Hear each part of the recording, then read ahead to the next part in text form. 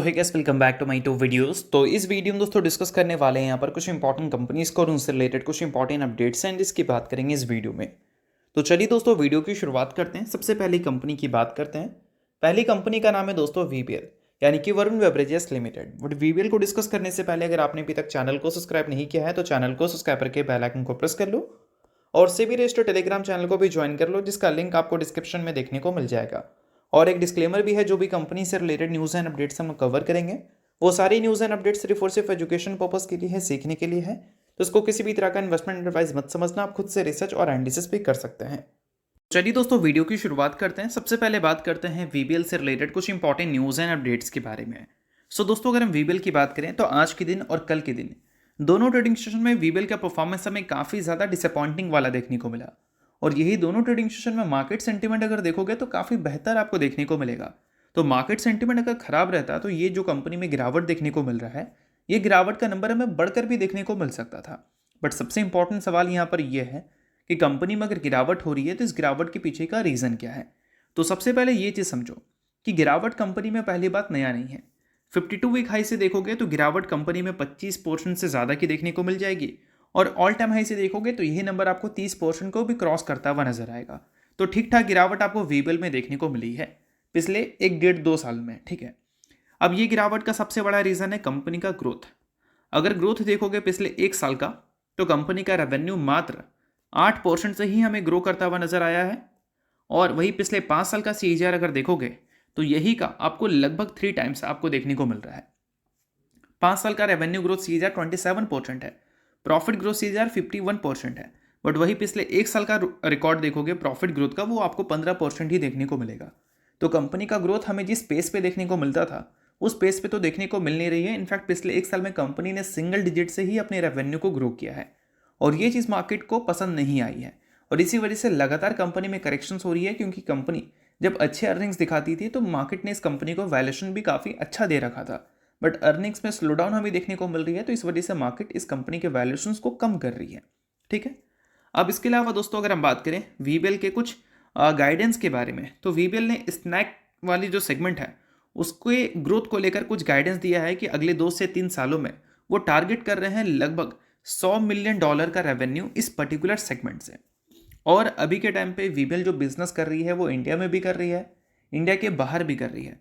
But जब हम बात करते हैं एक्सपेंशन की तो कंपनी का जो अभी के टाइम पे फोकस है वो साउथ अफ्रीका के मार्केट में है और ऑपरेशनल एक्सपेंशन पे कंपनी ज़्यादा ध्यान दे रही है एक तरह से देखा जाए।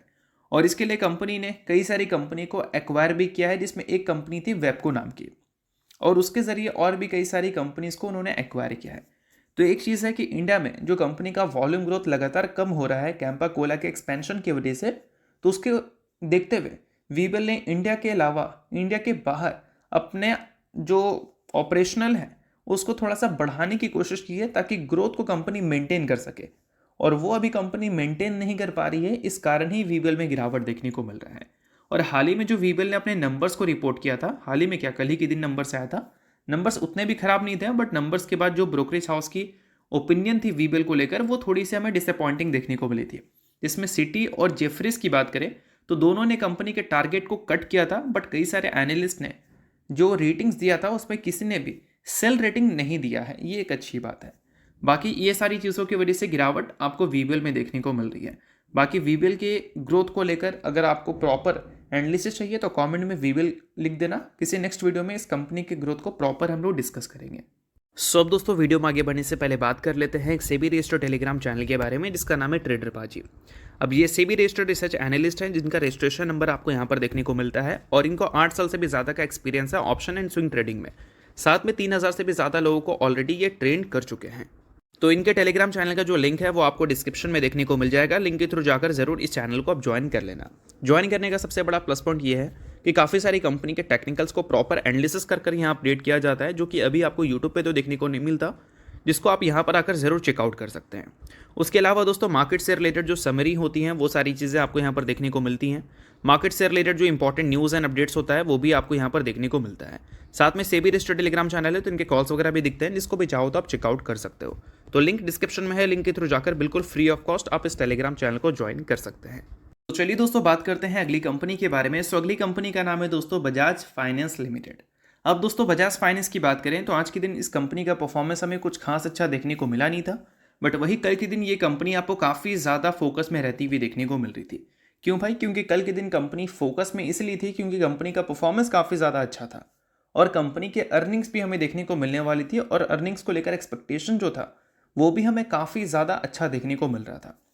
अगर हम बात करें कंपनी के रिपोर्टेड अर्निंग्स के बारे में तो कंपनी का जो नेट प्रॉफिट है वो हमें 6% से गिरता हुआ नजर आया है और ये चीज़ काफ़ी ज़्यादा शॉकिंग है क्योंकि मार्केट उम्मीद कर रही थी कि कंपनी का जो नेट इंटरेस्ट इनकम है वो 17 से लेकर 18% तक हमें ग्रो करता हुआ नजर आएगा और नेट इंटरेस्ट इनकम 21% तक ग्रो करता हुआ नजर आया है।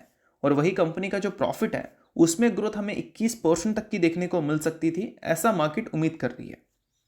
बट कंपनी ने ग्रोथ तो छोड़ो 6% का प्रॉफिट में गिरावट ही रिपोर्ट कर दिया। इसका सबसे बड़ा रीज़न था प्रोविज़न का बढ़ना। अब देखो, बैंक की बात करते हैं या फिर एनबीएफसी की बात करते हैं तो इनकम माइनस एक्सपेंस प्रॉफिट नहीं होता है। इनकम माइनस एक्सपेंस के बाद जो फिगर बनता है उसको इबिटा बोलते हैं। उसके बाद हमें प्रोविज़न भी माइनस होती हुई दिखती है। उसके बाद और भी कई सारी चीज़ें आपको माइनस होती हुई दिखती हैं, तब जाकर बनता है प्रॉफिट। बट कंपनीज में प्रोविज़न माइनस नहीं होता है, बैंक्स में माइनस होता है। प्रोविज़न जब किसी कंपनी का बढ़ जाए या किसी भी बैंक का बढ़ जाए मतलब, तो उस केस में उनका जो प्रॉफिट है उसमें इसका इम्पैक्ट हमें देखने को मिलता है।